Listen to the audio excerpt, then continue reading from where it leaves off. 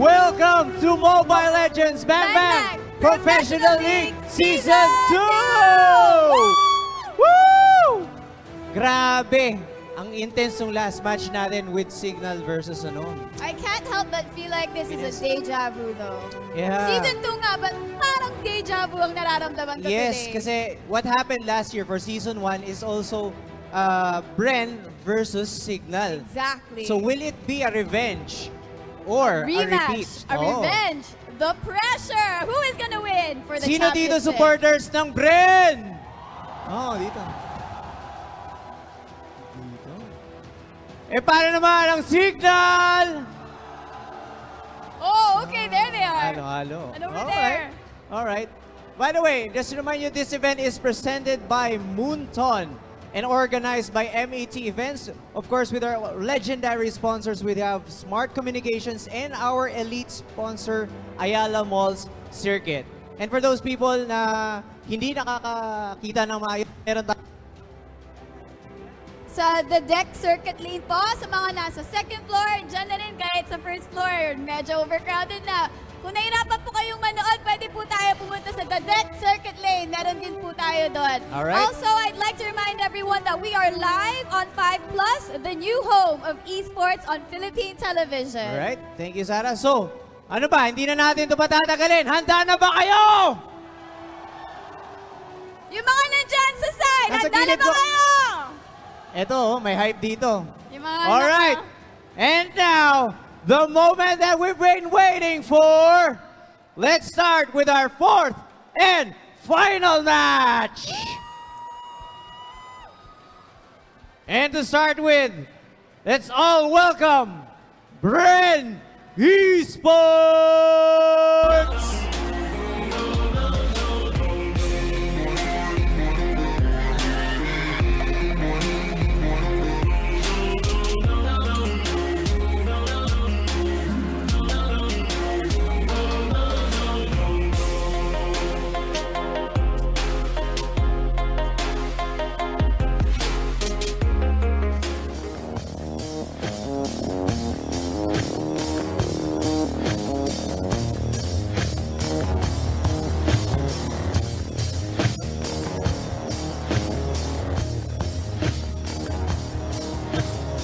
Once again, Bren Esports.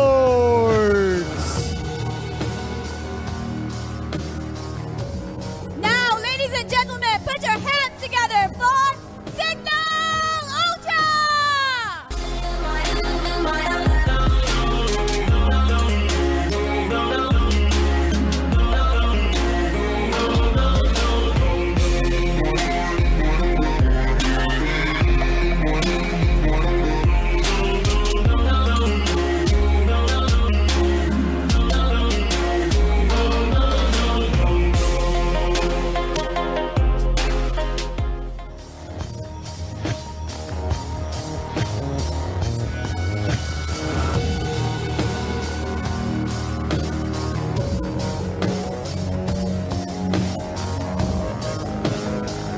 Give another round of applause for Cignal Ultra!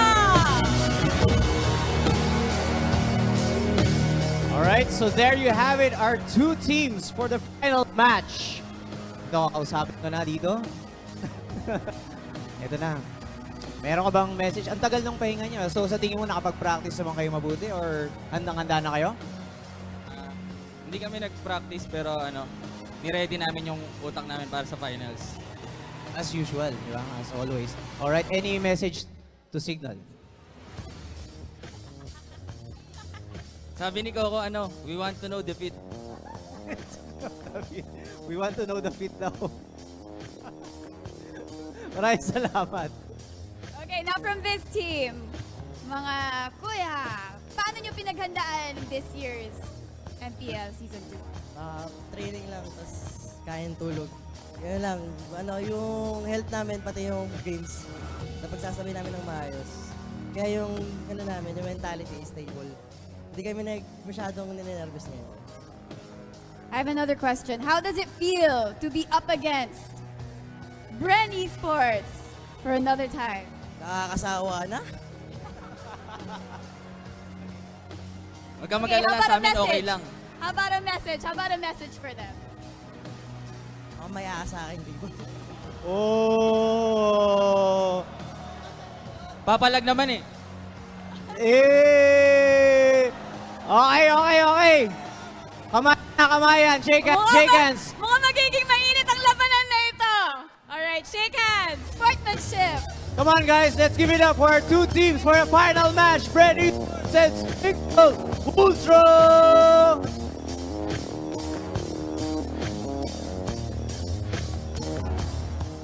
Alright, good luck to both teams. Yes. Sino kaya ang magiging champion for today? I am also very curious. Magandang matchup to. Magandang bibigay nilang matchup sa atin. Excited na rin ako. Hindi ko alam kung ano sasabihin ko kasi pag pinapanood ko, sabi ko, ang galing. Puro ganun lang nasasabi ko eh. Kulang na lang tatalo ka ng upuan, no? Yung mga fans dyan, supporters, sigaw kayo. Every time na may clash, support your favorite teams. It really does help. Alright. So, I think our match is ready. And also our panel host. So we now transfer the mic to Wolf. Take it away, bro. Maraming salamat, Joe Stars, Grim, and Sarah. And this is the grand finals of MPL Season 2. Road to the Nationals, brought to you, of course, by 5+, the new home of esports in Philippine television. My name is Wolf, your panel host. With me are the fine gentlemen. Of course, the analyst desk. Eto si Butters, eto si Zendex, and si Doggy. Pachong, kamusta? Ano ba? Repeat na naman. This is many times na panalo natin itong dalawang to na naglaban sa finals. But what is going to be different this time, Macho? What do you think? I think Cignal Ultra dito, medyo yung mindset nila, naayos nila, ayaw na nila matalo uli. Parang yung second place curse nasa kanila eh. Every time na nag-aarap sila ng Bren, parang hindi nila ma-overcome yung wall na yon. I think this time around, pakiramdam ko lang dapat ipakita ng Cignal Ultra kung ano ba talaga ang meron sa kanila. Zendex. This is the third time they'll be facing off in a final setting, so maybe third time's the charm. Third time's the charm, maybe nga naman talaga. What you're mentioning is yung MPL Season 1, and then they transfer to the MSC, which is also part of MPL. And now, third time, is it gonna be the charm actually, Doggy? Tingin mo ba? I mean, sa akin, pagdating sa... Ako yung taong skeptic. Pinagtitignan ko muna yung pick, draft, lahat. Hindi ako mag-base sa, dahil Bren ako dati, Bren, or barkada ko yung Cignal ako. So, ayoko pumake ng side, but still, pag nanalo ang Bren, it's back to back to back to back. That is actually true. Well, we are gonna have the draft pretty soon for sure. But for both teams, ano ba yung tinitingnan natin dito na set of heroes na kailangan nating abangan? And syempre, in relation with the players themselves. Para sa akin dito, ang kailangan gawin ng Cignal is surprise pick. Kasi hindi mo na kayang i-outdraft ang Bren eh. Outdrafting Bren is... Impossible. Outdraft, like I said, UG, may Selena siyang i-reserve. You outdraft Hayes, he basically know every tank. Madaming tank dyan, high loss, lalabas din yan kung gusto niya. You have Rebo, who is super flex. Dalawang flex sa kanila eh. Si Pain, si El Capitan, tapos si Rebo. Yeah, that's right. And then Coco, who is super good on his offlane. Kahit anong Martis, Claude, you name it, Leomord, Tamus, give him everything for offlane. He can do it. Even Hayabusa. Ang dami naman. Napakarami palang kailangang isipin ng Cignal Ultra. We do have the team profile, for Cignal Ultra. But for that team, ano ba yung kailangan nilang adjustment dito in terms of picks, mga Lodi? You know. For Cignal Ultra, I think they just need to stick to their plan again on how they face against Finish Solid and then apply some learnings from that series. So they need to try to deny as many picks as they can from Bren Esports, but still at the same time focus on their own strengths and their own heroes that they know how to play. Yeah, play their own game. Don't try to deny Bren kasi sabi nga ni Doggy kanina, it's hard to ban out Bren. Para ka naghahabol lang, para kang sinusubukan mong humawak ng hangin. Ganun yun. Ganun talaga to. Sa totoo lang, ibang klase talaga ang Bren. How they outperform every team in this tournament, even internationally. So, ibang klase sila. Now, for Cignal, piece of advice, you need to have a secret pick. Sa totoo lang, pag mabigla ang Bren. Ang nakakatuwa is, we've seen Gort, for example, in the meta. We've seen Farsa, we've seen Estes, na Beleric. Pero sa tingin mo, parang Dog, ano ba yung mga surprise picks na potentially that can come out of a Cignal Ultra? I mean, Mincitar can come out. Mabilisan, kayang gamitin ng Cignal. But Bren can Can counter Yeah, it. can counter it easy. Kaya si Bren, kaya niyang pumikaga ng Minotaur to counter it. Yeah. And then we have Kimi, and then si Hayes nandiyan naman yung niya. So basically, kailangan nila ng something new. Yeah. New flavor dito sa game na to. We have finesse. Pinalabas nila yung gourd. Like you said, di ba? Now, Cignal Ultra, they need something like that. Yeah. Something like that. Well, now, Bren Esports naman ang ating pag-usapan. The team profile for sure of this grand team. Zendex, you wanna talk about Bren Esports and sino yung mga paborito mo na players sa kanila? There's only one common pattern so far sa Bren Esports when it comes to draft. They always ban the Grok and they don't pick it themselves. Okay. So this is something na siguro maging key for Cignal on how to beat them. And at the same time, Bren Esports, they are just saying na meron silang sariling playstyle going into this tournament. So sila rin yung nag-pick ng Kimi, and they also know how to counter Kimi without getting the hard counter heroes. So this will maybe the Grokless meta that Bren Esports is bringing to the table is the key here. Yeah. Knowing Bren, kung paano sila gumalaw dito, I do think that one of the heroes na pwedeng makontest dito into this game, lalo na yung sinabi ni Kuya Doggy kanina, will probably be the Kadita. Kadita, wow. Kasi pakiramdam ko hindi siya lumabas, hindi pa siya lumalabas sa ating hindi pa. playoffs. So right now, if Cignal wants to win this against Bren, yun na, Kadita. It's time to show the Kadita. Yeah, I can fairly remember nung MPL Season 1, bigla silang nag-Farsa laban naman sa Cignal Ultra, and Farsa wasn't picked in the group stages back then. Do you think Kadita deserves a place? Kasi he's actually a very strong hero.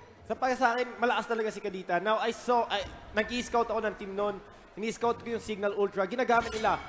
Disnaya, ginagamit nila palagi. Now, if lumabas yun dito, it can be a surprise pick against Bren. Oh, for sure. We have the draft. Yes, Butters, you want to say something? Actually, medyo surprised nga ako na nauna pa mapili yung Hanzo. Kaysa Kadita. True. So, kumbaga kasi sa ating meta ngayon, more on team fight tayo. And Oriented, I don't really think that Hanzo is more on team fight. I think Kadita is more leaned on that side. Okay. Now, Minsitara naman, and katulad ng sinabi dito, is the Grok. Parang Zendex, Grok na bina nila. But dahil nga naman ito mga to, like the Harry and possibly the Kimi, ano yung mga contested topics for Bren and for Cignal Ultra? Because Bren will get first pick, 2 picks naman para Cignal Ultra. What do you think? Definitely Kaya and Cho. So Kaya and Cho. Both support duos ng magkabilang team ay talagang focus dito sa mga heroes na to. So without the Grok, D has no choice but to rely on getting the Cho. Pero for sure, Bren Esports has a high chance of stealing that away from him. Yeah, so pwede nilang iban dito. Basically, pwede nilang iban yung Chu, pwede nilang iban yung Kimi. There's a lot of stuff that they can ban. Pinag-iisipan nila to ngayon. But for me, if pinan nila yung Kimi, kung first pick yung Chu dito ng Bren Esports, and there go, Lolita will be banned. So pwede i-first pick dito yung Kimi, like I said, pinakamalakas. Then pwede dito sila, yung Cignal Ultra mag-pick ng Chu. Okay. And then yung last tank, i-late pick na nila yon. Okay. Parang show muna and then get a core na pwede sumagot dito sa Kimi, for example. Pwede nila makakita. Okay. So maybe ang pwede nila gawin is yung Cho is para may AD muna and then meron sila Kaya as their tank. Tapos saka sila pumili ng last tank for themselves. Pero still pretty open para Cignal Ultra. For Bren Esports, ano naman yung kanilang mga picks for core this time? What do you think? I think probably an Akai would be good. And seeing the Alice right now for UG, that is a good zone out hero para kay Kimi dito. Okay. Ang inaabang ko na lang dito yung kay Ribo, which is probably going to be the Nana and the Selena. Oh, baka hover lang. Tamang hover lang. Up. Okay. So this is a good formula. I mean, zone out hero is going to be the Alice. Yeah. And at the same time, Minotaur as well acts same as the Akai. Yeah. Diba? Gusto ko yung reaction ng crowd nung sumilip si Farsa doon. Oo nga parang pwede pa natin makita medyo from season 1 finals. Cignal Ultra, next set of picks for them, ito na. Pagpapakita na sila ng mga core. For Mage and for Assassin, what do you think are their priorities dito? I mean, pag pinik nila yung Farsa doon, mag-counter pick agad ng Cignal Ultra. So, pwede silang kumuha ng Hellcart for Gusion. Ang dami pang open there. Go Hellcart will be pick. So, dito wala nang pag-asa yung Farsa. I mean, I love to see it. Farsa. Ginamit nila sa MPL Season 1. Ginamit nila sa MSC. Farsa, champion for UG. But then, it's impossible para sa Hellcart. Yeah. Kailangan nila kumuha dito ng mas maganda pang pick. Maybe a Claude is good. Tingnan na lang natin. I mean, yung Gusion din. Yung Gusion is also available. Akai ang mukhang pinipili ng Bren Esports. Naman nag-cheer na ang mga fans natin dito. Well, I think yung Claude deserves merit sa discussion dito for Bren Esports. Pero mukhang ang kunin nila is something medyo off-lane-ish. Something like the Tamus, now Leomord ang kanilang choice. Cignal Ultra, ano sa tingin nyo yung kanilang last pick dito, mga chong?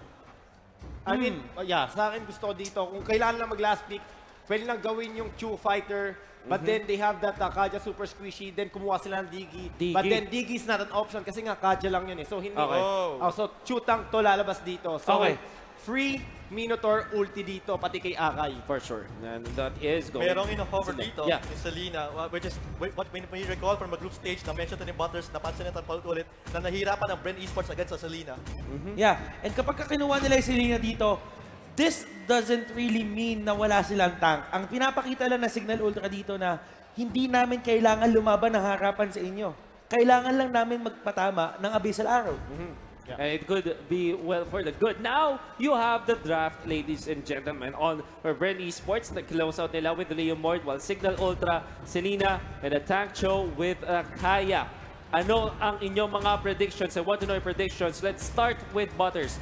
Who do you think is gonna win the game 1 of the finals? I have to go with Bren. Bren. Kahit sabihin mo may Selena yung kabila dito, I don't really think kapag nahuli sila ng Bren dito, makakalaban sila. So, I go for Bren. 1 vote for Bren. Zendex, what's your vote? I'm going for Bren as well.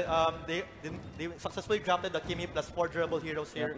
So, we saw that time and time again. So, Bren Esports. Yeah, Bren Esports, 2-0. Now, Doggy, ano sa tingin mo? I will say Bren kasi first thing first, yung pang-counter kay Hellcart is Akai. Okay. And then meron silang Minotaur to sustain that. Mabilis yung CC nila, crowd control. And then they have Coco with that Leomord. Pwede sila mag-scale to late game. And then you have that Alice early to late game din. I mean, covered lahat. Covered lahat. I mean, ano pa masabi ko? Perfect draft pick against sa kanila. Favor ulit sa kanila. Now, key dito kay Few. Pag tumama lahat ng arrow, he can burst pag tumama yung sa core. But then if it is a tank, tumama kay Akai, insta-ulti. Yeah. So parang meron pa rin namang win condition, as you're saying, ang Cignal Ultra. But it is 3-0 clean sweep para sa ating Panel 4, Bren Esports. Let's see what Manjin and Shinbo thinks about it. Take the floor, guys. Mga ka-ML, live from Ayala Mall Circuit, Makati City. This is the Mobile Legends Bang Professional League Grand Finals! At kami ang inyong magiging shoutcaster. I am Shipu with a 1 for an I. At ako naman si Manjin at kami ang Manjin Tandem! Para dito sa ating Best of 5 series, the very best players of Mobile Legends of Philippines, Bren Esports versus Cignal Ultra. Huwag na natin patagalin. Tayo sumugod na sa The Land of Dawn. Let's go, paring Shinbu. Parang nag-rematch lang.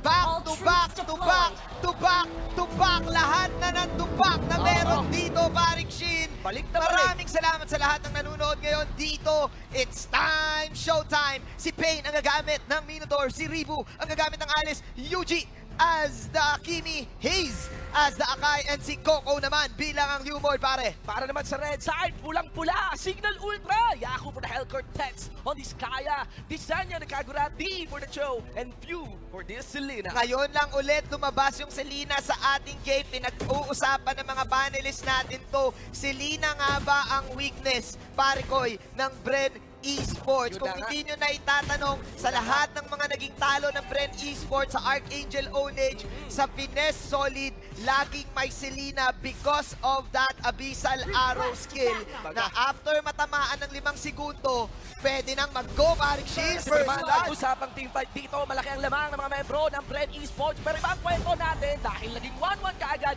after the first blood. Dahil kini members ng Cignal Ultra, may piso pa kayang makukuha. Hindi, 1,000 pounder pala yun si Haze. 1:1, napakainit. 22 ang lamang pero hindi pa pala tapos. Dahil yung Soul Eater, kitang-kita mo naman, kakasabi lang natin. It's up to Pew para dito sa Cignal Ultra, pero sa Bren Esports naman, present dyan yung hero ni Yuji, which is si Kimi. Si Kimi, pre. Si Kimi na naman, pre. Pag-usapang Season 2 playoffs, no? All has been successful in using this Kimi. Parang 2 beses lang yata natin nakita to natalo.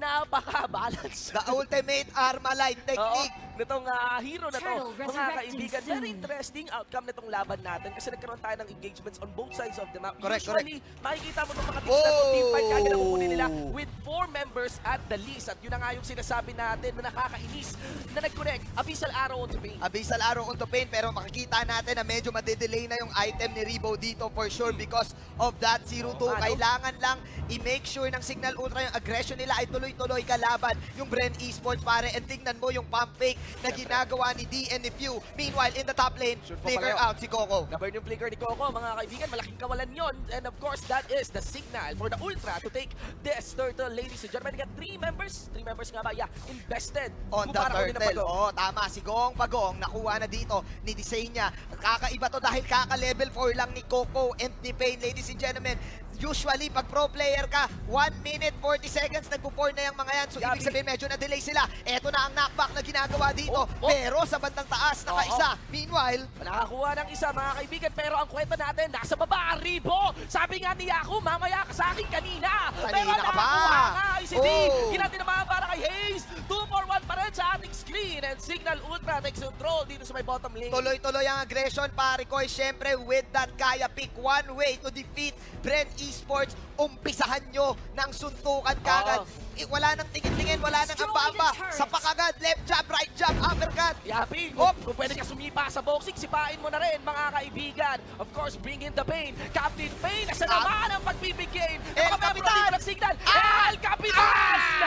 El Capitan is down! Tapos sundan mo pa ng mage na yan. And that's gonna be Yuji. 2 members block out mula sa Bren Esports. Grabe, tuloy-tuloy ang pambubusabos dito ng Cignal Ultra. Hindi pa nagko-call yung referee.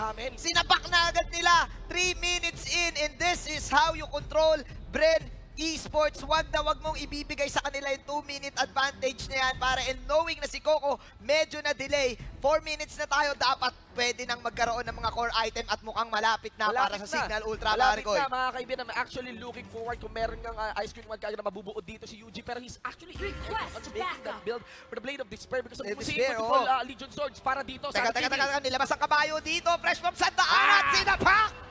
Wala nang karera sa Makati Circuit. Alam yung barbell ni Leomord, mga kaibigan. Mas masakit ang sipa. Siyempre, dito ni D. Against kay Barbiel. Isa na lang parang napaka-inherent, no, nung kumbaga nag-agree tayong lahat, naghahanap tayo ng kahinaan mula sa Bren Esports. At yun nga, lahat tayo nag-agree na unahan mo sila. Uunahan mo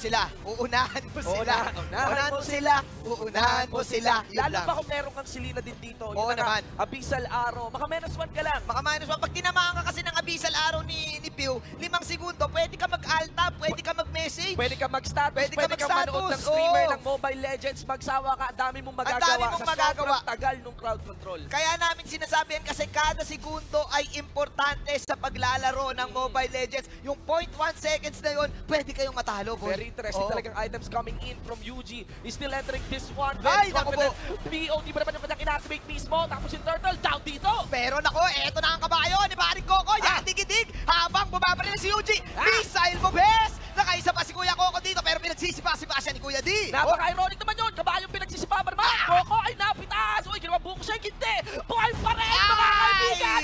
Coco was able to walk away on this one. Pero tumatakbo na si Kuya Tets. Takbo, pero hindi. Lumilipad pala siya. Lipad habang may ere. Tinamaan siya dito ng missile pero Mamba out for Cignal Ultra. At ang ating estado pa yun ay 4-9, mga kaibigan. Nakalamang na 2-1 dito Bren Esports dun sa engagement dyan sa may turtle. Nakabawi na dito si Kuya Coco natin. 2-2-2 ang kanyang score. So medyo balance na.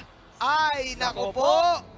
Mga kaibigan, si Selena Gomez. Si Selena G. Nadali si Coco Martis. Nadali. Kakasabi lang natin na nabawi na ni Coco Martis yung kanyang kahirapan, pero nandyan si Kuya Pew para i-secure yan, paring Shin. Pinamigay ka agad, 4-0-2 para kay Pew dito, and I think eminent threat na talaga yung Selena natin as we enter the mid-game. Medyo threat na rin yung damage ni Disenya dito, hindi pa namamatay si Disenya sa kanyang team, pare Koy, at if I'm not mistaken, meron na siyang fleeting time, and Yaku also having the Blade of Despair, medyo mataas ang sustained damage na ngayon, Disenya, pare. Mukhang pick up yata talaga ng Cignal Ultra. Yung momentum na nakuha nila mula sa laban nila sa Pines. Nakakapaggulat, mga kaibigan. Game 1 and 4 ng ating sitwasyon. Correct. Not the usual sight to see against a Bren Esports squad. Ang laking tulong na rin kasi ng Selena dito, and mukhang handa ang Cignal Ultra doon sa composition ng Kimi. Ladies and gentlemen, kapag you're going against a Kimi lineup, yung mga nagba-box out na mga Brusco boys, yung mga bouncer ni Kimi na humaharap, yun yung pipitasin nyo ng isang mabilisan. Pero ang laki ng nakap na nagawa ni Pain dito sa mga membro ng Cignal Ultra. Hindi na kailangan. Bura! Ang alis dito, mga kaibigan. Gagawing samyong si Pain. Pero tingnan natin kung ina-flank din. Yung damage na magagaling. Wala dito sa mga taga-Cignal. Pero tingnan natin si UG dito. Suma-sidestep. Pero si Pain, ayan. Baka mabuhay. Mega kill para dito. Pero yan, Rambo Jackson. Kuya UG. UG boy. Tapos napapasok si Tisanya. Napapalikan ng payong. Payong kapatid. UG makes that on a main. Barilin mo, bes! Barilin mo, bes! Sabay takbo. Pasok si Coco. Pero hindi nakakuha ng sundot dito. And Bren Esports is still with the momentum into the top. It is 2-2 and Bren Esports coming into this game. Walang kaduda-duda, Kuya Shin. Hoy, Kuya Tets. Tinawag ang kabayo. Yapi, tinakuha na lang. Tinakuha lang. Okay. But the story of the game, UG, napakaganda ng positioning doon sa bandang top lane. At eto na naman tayo. Teka lang. Layo nun. Wala sa dulo ng walang hanggan yung pinanggalingan ng Abyssal Arrow dyan. Ladies and gentlemen, nag-pay off talaga yung BOD na dala dito ni UG. Pain once again, 2-man knock-up coming in from the Minoan Fury. Pero hindi naman talaga Minoan Fury or team fight na kailangan nila makuha dito. It's gonna be the circle mismo. Tingnan natin sila kay Gong Pagong na napunta ngayon sa mga taga-Cignal Ultra. Mission accomplished para sa Cignal Ultra. Walang munang mag-aasim. Pagkakuha ng Gong Pagong, mamba out tayo. Tignan natin, hintayin natin yung cooldown ng mga skills natin. Kuha tayo ng mga items, paring Shin. Yun na nga mga kaibigan, we got the Lightning Truncheon available naman rin dito para kay Desenia. And on top of the Lightning Truncheon, yung Beast Pillager yata pabuo na Elegant Gem. Para kay FU dito mga kaibigan. Athena Shield para kay Pain and you got. Pero pare, kung pagmamasdan mo yung score ni Ribo dito, 0-5-2, isa pa lang yung core item niya. Oh my G! Actually, curious nga ako sa ganitong klaseng build niya. Naka-leather jerkin, tapos buko sages, tsaka magic wand naman. May konting spike pagdating dun sa damage items dito in terms of magic nga mula kay Ribo. Pero I'm not so sure. Talaga there's a heavy demand that he has. He's supposed to have 2 core items by the 9-minute mark. Ngayon na. So medyo na-delay siya dito, kaya kinuha niya pa yung crab coin na tinatawag doon sa buffs. Meanwhile, eto na ang Cignal Ultra pushing in the mid lane. Kung papansinin po natin ang ating minimap, kino-control lang. Pero teka lang, bago ako magsalita. Si Captain Pain, mag-full bar yan. That's gonna naman yung one range. At nakuha niya naman yung flicker in, pero masyadong malalim at wala namang makukuha lang din sa mga membro ng Cignal Ultra. Nagkakamatay, hinila! Dito ka lang! Hinila sa dulo ng walang hanggan! Pero doon sa kabila, ikot-ikot lang para kay Hayes! Ikot-ikot lang. Pero si D, nandun sa bandang buwan. Eto na, nagpagabi na naman si parang Yapi. Eto na, Kuya D. Kuya D! Rat-rat na naman, parang napakasakit, Kuya D. At ang daming tira ni UG, mga kaibigan. Ito ang Raygun na marami ang bala, hindi lang 4. Tingnan mo naman si UG. Bayad na naka-double kill, naka-triple kill. Meron bang batang makukuha din? Ay nako, kumbaga, sa pelikula, sabi ni Yuji, 100 bala ka lang. Unlimited na bala, Kuya Shin, hindi nauubusan. Hindi nauubusan, Space Impact Gaming. Dala dito, ni Baring UG. Ladies and gentlemen, the KDA right now on this Kimi is 8-1-2. Do take note na dito sa ating Season 2 playoffs, we've witnessed a Kimi that was able to land a Savage. Dito sa Ayala Circuit. Beses nag-Savage dito sa Ayala Circuit Mall. Paring Shinbu, itong hero na to, this is the meta right now. Pag sinabi po nating meta, para sa mga nanonood sa atin yun, ano nga ba, Kuya Shin? Itong meta, ito yung pinakausong strategy ngayon. Yes, most efficient tactic available. Kumbaga sa chess, pag uso yung 4-man mate, yun yung laging ginagawa ng mga players. Oo, di ba? Kapano pala ng mata yung meta, no? Pasok naman. Nag-chess ka ba nun? Oo naman.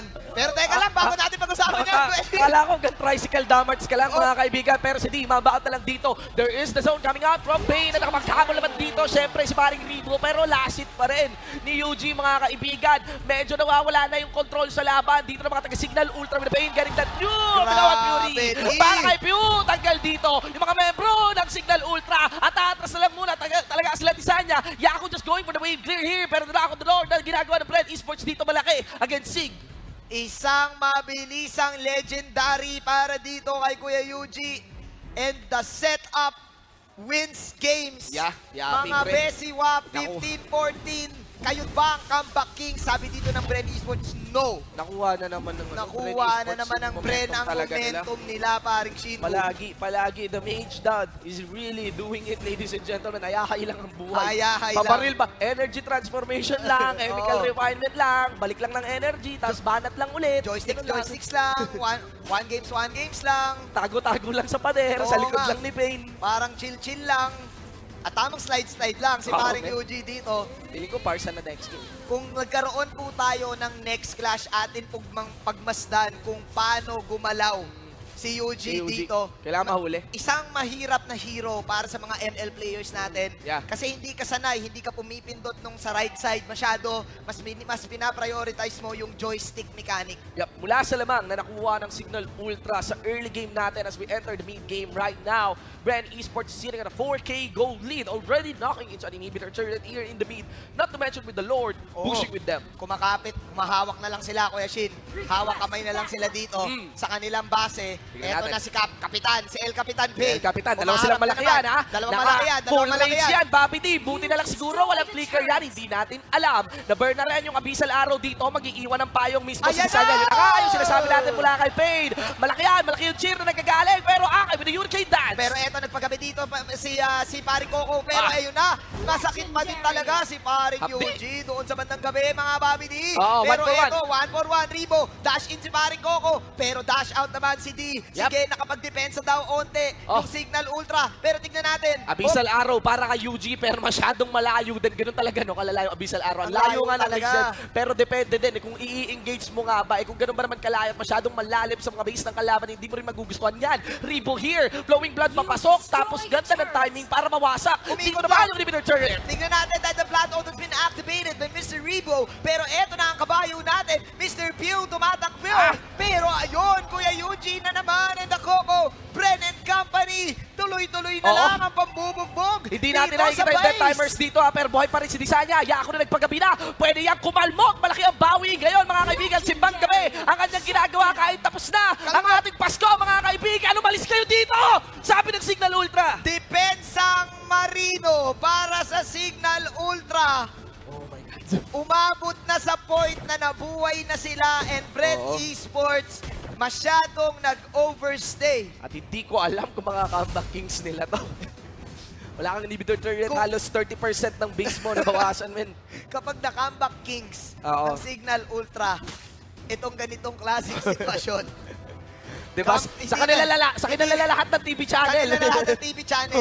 Hindi na rin din sila si Comeback Kings. Comeback Lords na Comeback Lords na sila. Comeback Lords na sila. Kumakambak mo to, sobrang hirap, mga kaibigan. You can actually see the item check here. There is a ray of hope coming in from the likes of Yaku with 5 core items built. Kasama syempre yung boots dito. Hindi natin alam kung mabubuo dito mula sa physical attack dagger na. Well, nag-Legion Sword. So malaking damage spike din yan, mga kaibigan. Fleeting time also available towards stats. And of course, steady pa rin naman yung growth ng item dito ng mga taga-Bren. Wala na tayong, ito na po yung point ng laro na wala na tayong pakialam sa nangyari sa early game kanina kay na Pew dahil lahat na sila ay may items. Magsisimula na lang to kung paano makakambak ang Cignal Ultra. Gagawa ba sila ng magandang play dahil sa sitwasyon ngayon? Sa sobrang hirap ng sitwasyon nila, parang isang buong araw bumagsak sila sa thesis, napako sila sa pako, isang bad day, paano ka makakambak sa ganon, parang shit? Nawalan ka ng New Year. Nawalan ka ng New Year. Hindi ka dumating ng 2019. Hindi ka dumating ng 2000. Ang hirap na. Ang hirap nun, pre. Yung kalendaryo mo hindi gumalaw. 1917 into our scoreboard with a 5K gold lead at the hands here of Bren Esports. If we are seeing any comeback mechanic possible here, it might be a team fight outside the base of Cignal Ultra. Medyo hindi na nila afford na makipaglaban sa may mismong base nila, ha? Dahil wala na silang inhibitor turret. At ang hirap na rin nito dahil po yung mga minion waves, lahat ay pumapabor na sa Bren Esports. At ayan na, lumabas na. Si Luminous si Lord. Luminous Lord, Level 2 Lord.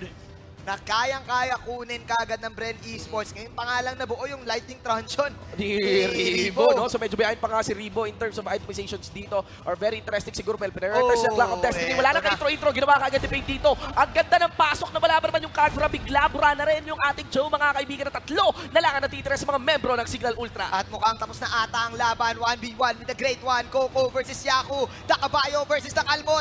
DPS hindi tumama dito. At si Let's na ata ang may iwan. Buhay pa din natin si Coco natin. TPS, True Brown Style forever. My God, guys, ladies and gentlemen, si Yuji bumabanat-banat pa ng konti. Pero with the minion waves knocking into the base, tapos they have all their heroes in. Ladies and gentlemen, this game 1 will go to Bren Esports. Proving once again na Bren lang ang malakas. Well, game 1. We got game 1. Pero game 1 pa lang. Game 1 pa lang. Sa best of 5 natin. Wow. Medyo close game. Oh. Sumubok ang Cignal Ultra. And again, ang kalakasan, ladies and gentlemen, ng Bren Esports. Mid-game, early game, mid-game, late game. Alam mo yung experience-wise, alam nila kung paano kontrolin ang mapa. Kabisado nila kapag kunyari, lugi sila sa bottom lane. Let's take the top lane. Let's take the mid lane. Ang weird sa Bren, no? Pwede mo naman lamangan yung Bren. Pero pag binigyan mo ng bawi yung Bren, bawing-bawi, man. Bawing-bawi. Well, tingnan natin, game 1 pa lang naman yun. Oo, game 1 pa lang. Sige, of course, syempre, maghihintay pa tayo ng next game. Mas marami pa atang masasabi ang ating mga panelists dyan. Kumusta naman kayo dyan, Kuya Wolf?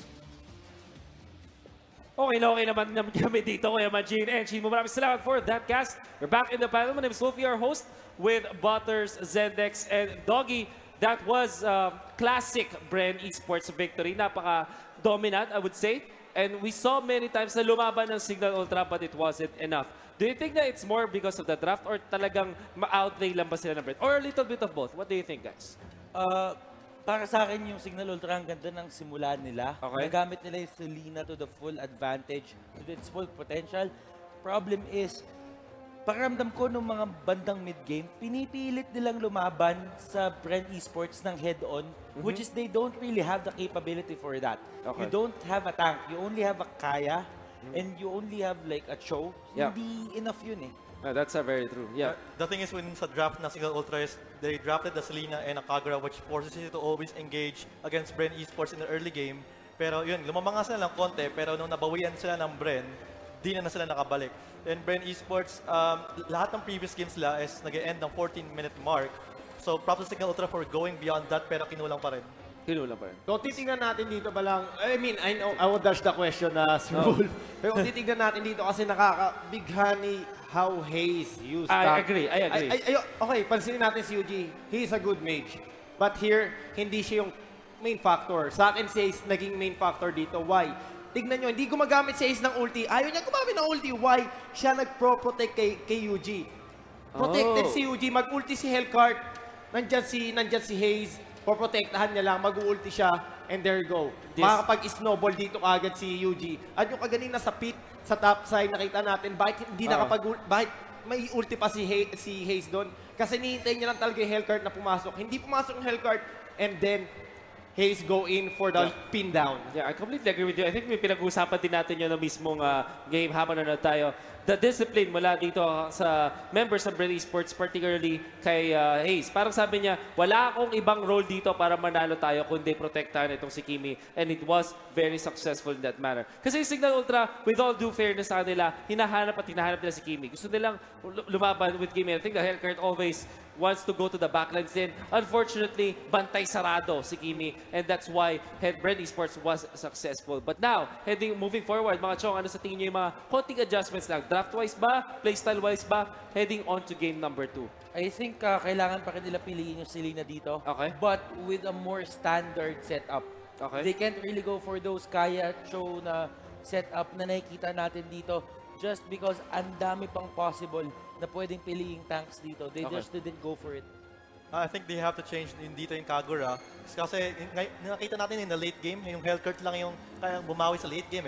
If they can add another hero instead of the Kagura, para tumulong sa late game and sumabay sa fighting style ng Cignal Ultra, siguro magkaka-chance pa sila lalo sa game number 2. I mean, sa akin, tama nga yung sinasabi nila, I mean, yung draft, super weird coming from Cignal Ultra. Pero understandable yun eh. Kasi for Akimi, kailangan mo ng dual assassin setup.